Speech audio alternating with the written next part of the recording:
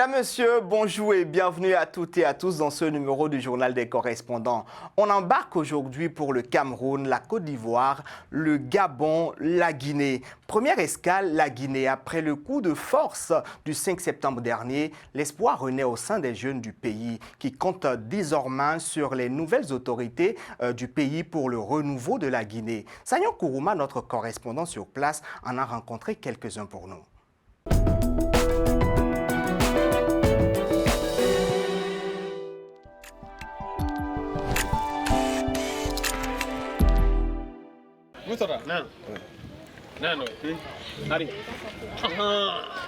Après une journée de vente au marché, Marouane retrouve sa famille.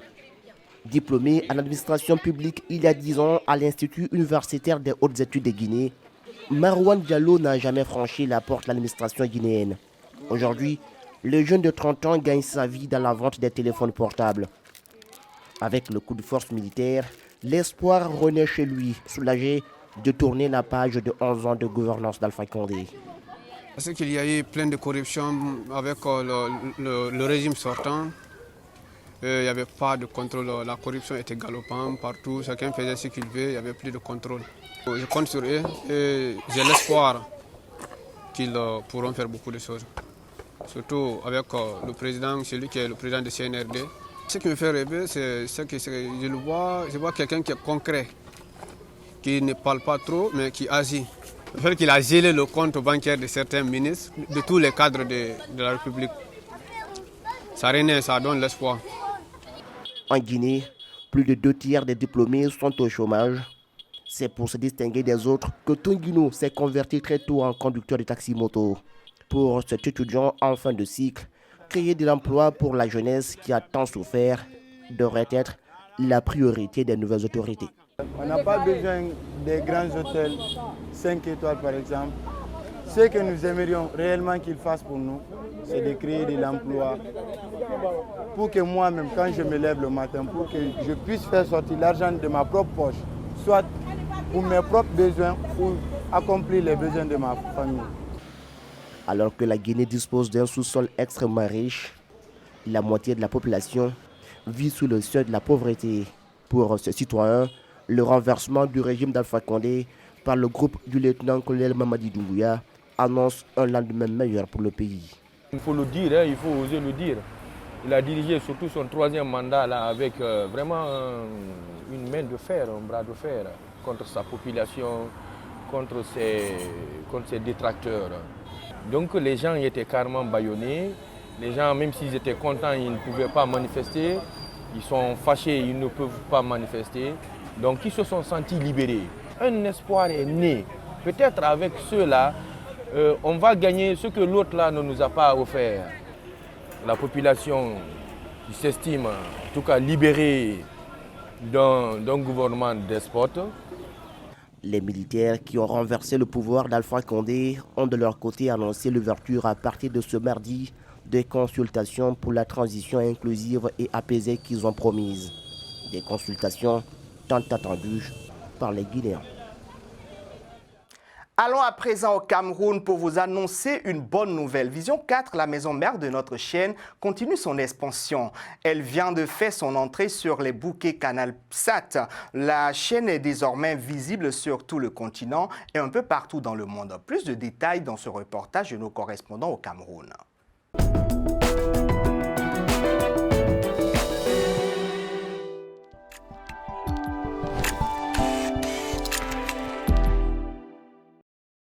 C'est à travers une conférence de presse animée par la directrice régionale de Vision 4 RCA, Madame Rosa Augustine Goumba, que la montée des programmes de Vision 4 RCA sur les bouquets Canal+ est devenue effective. Dans les propos liminaires de la conférence de presse qu'elle a animée, la responsable de la direction régionale de Vision 4 RCA a loué les efforts entrepris par le président du groupe L'Anecdote, Jean-Pierre Amougou Beninga, dans cette initiative qui va permettre à la station dont elle a la charge de mieux atteindre les objectifs fixés, axés notamment sur la qualité, l'ouverture dans différents domaines.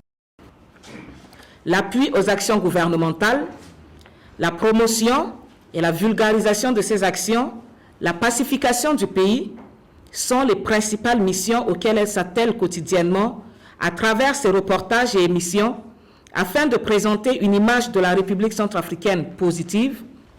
Accomplir cette lourde mission nécessitait absolument la présence de notre chaîne de télévision sur un bouquet visible à l'international.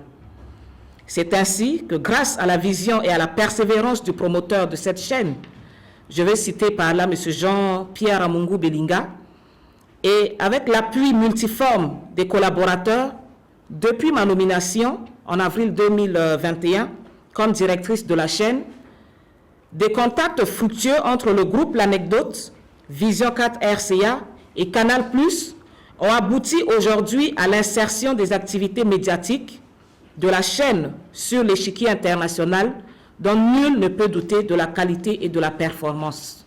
Les échanges de la directrice régionale de Vision 4 RCA avec les journalistes ont porté essentiellement sur l'apport de Vision 4 dans différents domaines, notamment en matière de retransmission en direct des rencontres de football, aussi bien sur le plan local qu'en international. D'autres questions liées à la valorisation de la culture centrafricaine ont également été posées et la directrice régionale a rassuré que ce point précis est déjà pris en compte. Et elle a invité quiconque qui n'y croit pas de suivre les programmes de Vision 4 et certainement qu'ils en seront convaincus. Bref, par rapport aux différentes préoccupations des journalistes, la responsable de tous les médias du groupe L'Anecdote a réagi en ces termes. Nous avons pris note de tout ce que vous désirez. Maintenant, au niveau de la direction générale des médias, nous sommes là pour accompagner tous les médias du groupe L'Anecdote. Nous sommes là également pour accompagner Vision 4 RCA et les moyens ont été mis en place. Tout compte fait. La balle est maintenant dans le camp des deux parties, Vision 4 RCA et Canal+, pour que cet accord se pérennise et soit bénéfique pour les deux parties, au profit de la population centrafricaine, des populations étrangères et également des autorités du pays, au profit surtout du partenariat Sud-Sud, Centrafrique-Cameroun. Toujours au Cameroun, une prouesse technologique permet désormais aux mères de bébés prématurés de rester en contact avec le nouveau-né, le temps de leur séjour au service néonatologie. Juste un téléphone portable et une connexion Internet et le tout est joué. Les précisions avec Chimène Baleba et Cyril Nguidjoy.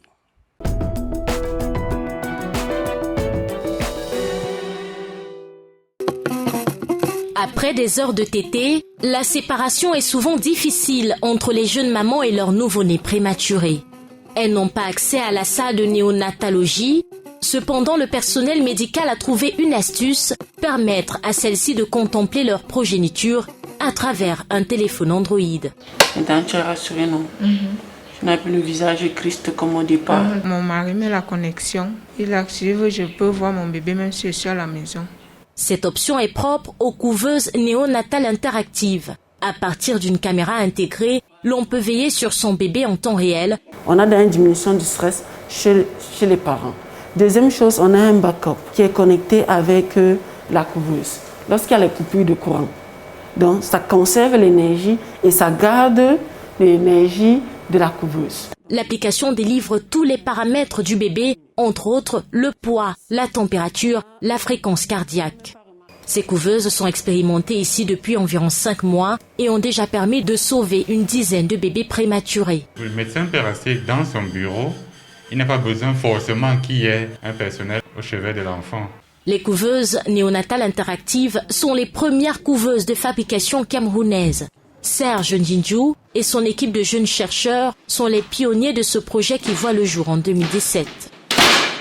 C'est vraiment nous qui faisons nos chemins, nos dessins, de la conception jusqu'à... Il y a eu un drame énorme à l'hôpital général de Yaoundé dont on a beaucoup parlé. Une maman qui perd ses 5 bébés, faute de couveuse. On se présente au GSIC avec toutes nos innovations de l'époque, dont à peu près 7-8 produits. Et la couveuse est désignée prix du chef de l'État pour l'innovation. Combler le manque de couveuses dans les hôpitaux au Cameroun est l'un des objectifs de cette innovation. Dans cette formation sanitaire à Yaoundé, l'on dispose environ de 5 couveuses pour un quota en moyenne d'une quinzaine de bébés par mois. Du moment où on a à peu près 10% de taux de prématurité, c'est énorme, que partout où des femmes accouchent, on ait l'opportunité de disposer d'une couveuse. Seule une vingtaine de couveuses ont déjà été commercialisées à travers le territoire. L'inventeur sollicite également des financements pour accélérer la production et renforcer son équipe. Alors, le seul pays où on est déjà formellement installé, c'est le Bénin. Nous sommes en train de le faire en ce moment en Côte d'Ivoire, au Mali et en RDC. Mais nous visons à peu près 10 pays dans la zone Afrique centrale de l'Ouest, sachant que sur ce champ-là que nous avons circonscrit, on sait qu'il y a un déficit d'à peu près 100 000 couveuses, dont un marché global d'au moins 250 à 300 milliards. Ce projet a valu 11 prix nationaux et internationaux à Serge Ndjindjou. Il examine désormais la possibilité de mettre sur pied une couveuse de transport miniaturisée qui permettra de transporter en toute quiétude un bébé prématuré à des kilomètres. À quelques jours de la rentrée scolaire prévue pour le 27 septembre au Gabon, le président de la République Ali Bongo a honoré les meilleurs élèves du pays. Les lauréats ont été sélectionnés à l'issue d'un concours national. Nos correspondants sur place ont suivi pour nous la cérémonie de remise de prix présidée par le chef de l'État en personne.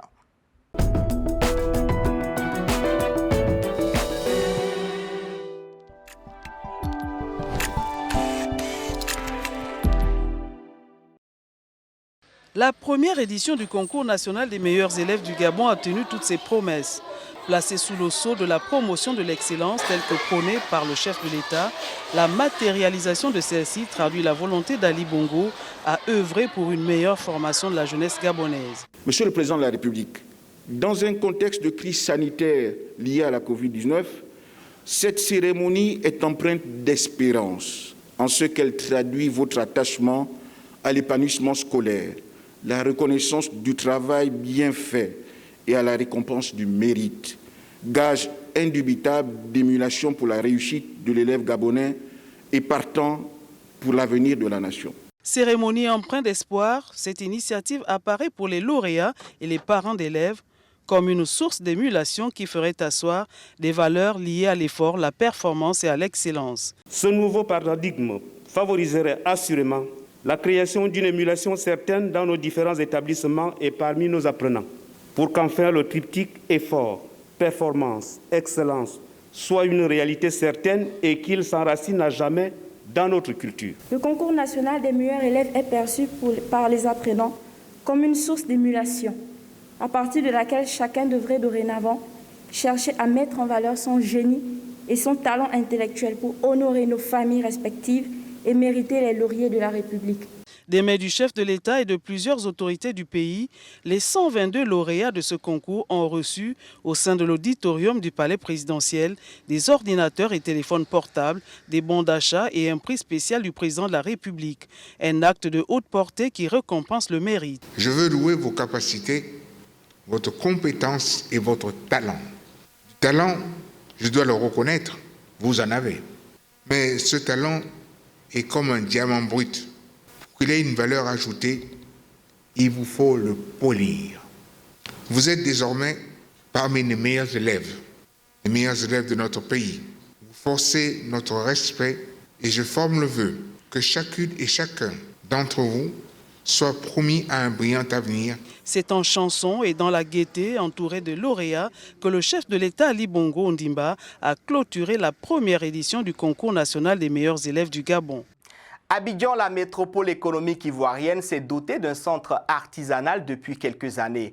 Un espace qui permet de mettre en lumière les talents des amateurs de l'art, les valeurs intrinsèques artistiques et culturelles de la Côte d'Ivoire et des pays de la sous-région. Notre correspondant sur place, notre correspondant en Côte d'Ivoire, Christiani de Germain, nous a fait découvrir ce village artistique de la ville d'Abidjan.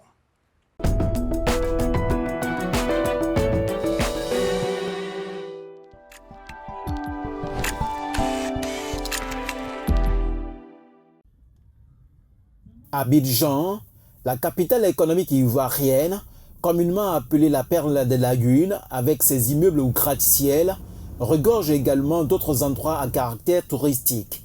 Ici, dans la commune de Trècheville, se trouve le centre artisanal de la ville d'Abidjan, Cava, construit en 1990 par le district d'Abidjan avec l'appui d'une ONG canadienne. Ce marché situé en plein centre d'Abidjan est composé d'une centaine de magasins.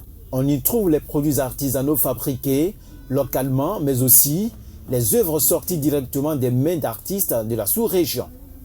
Matières en bronze, matières en bois, les matières en corne. On trouve un peu de tout ce qui est la décoration, même pour faire les cadeaux. Il y a plein de choses, quoi. Bijoux, statues, masques, sculptures, lampes et autres objets de décoration meublent les différents stands. Cette richesse artisanale que regorge le Kava est le fruit du travail abattu par de braves artisans qui, au travers de leurs arts, veulent révolutionner la tradition africaine. Je fais tout objet sculpté. Et puis, comme je me suis pris un suite designer, les box, tout ce que vous voyez derrière moi, ça, ce sont les fruits de mon inspiration. Même les maisons que vous voyez ici, là, si quelqu'un veut vraiment se référer à notre tradition, on peut construire box comme ça, même à duplex, si il souhaitait avoir ça. Face à cette profusion d'articles variés exposés de part et d'autre, le Kava ou le grenier de l'art africain attire la curiosité des clients qui accourent de partout dans le monde. Ça a l'air intéressant. D'après le chauffeur avec qui on a discuté, c'est des produits qui sont plutôt de la région. C'est l'occasion de voir l'artisanat de Côte d'Ivoire et des pays qui sont autour. Patrimoine du district d'Abidjan, le Kava est géré par une coopérative des artisans locataires qui assure également l'entretien. Celle-ci, à bout de souffle, sollicite le concours des autorités compétentes. En coopérative, on n'a pas assez de moyens. Et puis ici, ça ne marche pas, comme je le dis. Ce n'est pas comme de la tchéquie, on ne fait pas ça tous les jours, ce n'est pas comme du pain. Donc nous, on connaît la situation des artisans.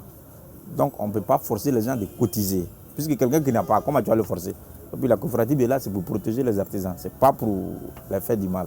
Donc souvent les cotisations, ça ne rentre pas. Nous, on n'a pas les moyens pour faire les publicités. On n'a pas les moyens. Même ici, il nous faut des pavés. Quand il pleut, souvent il y a des regards qui sont bouchés. On fait de notre moyen. Donc tout ça, on demande à l'État, souvent même le district, pour qu'il vienne pour arranger. Le centre artisanal de la ville d'Abidjan, c'est un univers de 10 corps de métier, 130 box avec plus de 200 artisans. C'est la fin de ce numéro du journal des correspondants. Je suis heureux de vous l'avoir présenté. Restez fidèles au programme de Télé Sud. Quant à moi, je vous donne rendez-vous la semaine prochaine à la même heure et au même canal. Au revoir.